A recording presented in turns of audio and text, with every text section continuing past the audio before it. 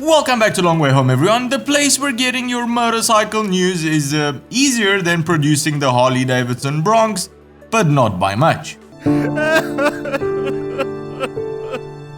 Whether you love or hate Royal Enfield, there is no denying that since the introduction of the Himalayan to the North American market just 2 years ago, it has become quite popular among adventure bikes, in no small part to people like Itchy Boots riding it all over the world and inspiring us with confidence, and also most probably due to its below 5k price range as well. For 2021, the Indians have prepared a bunch of changes for the Himalayan, and they even made a small video for us.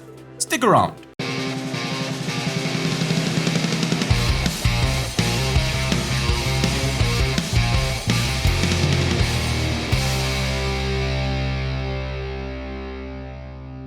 Now, the Himalayan is really not a beautiful bike. You wouldn't look at it and immediately fall in love with its looks. And this is probably due to the fact that it was designed by the same South African which drew up the first Ducati Multistrada, another hideous looking thing. But Royal Enfield never said it was a pretty looking thing. They just wanted to make a bike which was built for no roads. Basically, an inexpensive, small, but not Honda Trail Cub small, adventure bike that would literally take you absolutely wherever you wanted to go. Even if, for the first year or so of manufacture, their build quality was so low they got sued by a lot of their customers. So, what do they have in store for the 2021 Himalayan? Well, firstly, colors. If until now you were limited to mostly dreary colors, Royal Enfield has thrown in a punchy red, a blue, and another grey. These are mostly applied to the fuel tank and the wheel arches, so if until now the paint scheme is what stopped you from buying a sub 5k adventure bike, that is the case no longer.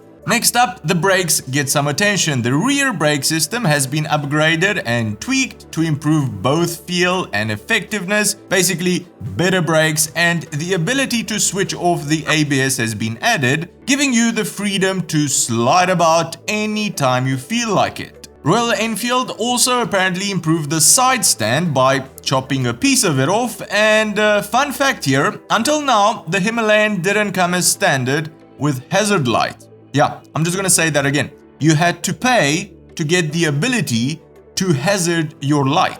Is that what it's called, Dave? Hazarding your lights. Why do you write that there? You know I'm gonna read it. So who says that? Who uses that language? It seems a lot of people complained, the Indians listened, and the 2021 Himalayan now comes out of the factory with a hazard button. Evolution, Dave.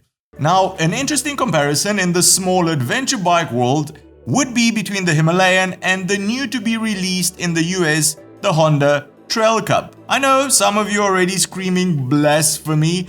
One is world renowned as an extremely reliable bike, while the other not so much. But take into account the following things. The Trail Cub is $4,000 US, which I know from a lot of your comments, most of you think it's actually too expensive for what it is, while the Himalayan is just $5,000 US. For that extra 1,000, you get 25 horsepower instead of 9, a ground clearance of 220 millimeters instead of 165, suspension travel which is literally double at 200 millimeters, and a fuel tank which is triple the capacity.